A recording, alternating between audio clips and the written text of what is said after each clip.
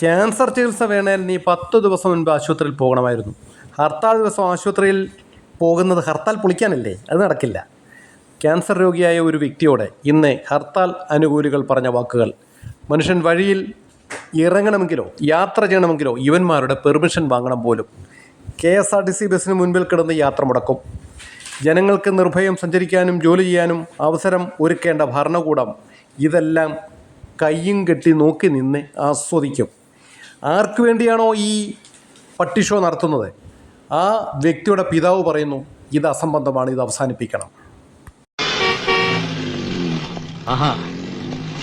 ഒരു public nuisance ആകാം. Police വരുമോന്ന് അറിയണമല്ലോ.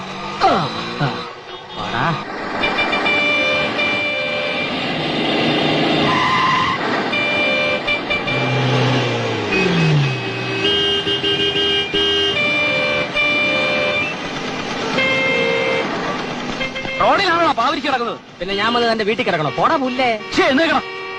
എഴുന്നേക്കാം. പക്ഷെ താൻ എന്നെ അറസ്റ്റ് ചെയ്തതിന്റെ സ്വഭാവം പറഞ്ഞ എന്നെ അറസ്റ്റ് ചെയ്യുമോ? ഞാൻ പായി തല്ലാൻ എടുത്തോളൂ. ലോകപ്പ് ഇത് രണ്ടും ഇല്ലല്ലോ.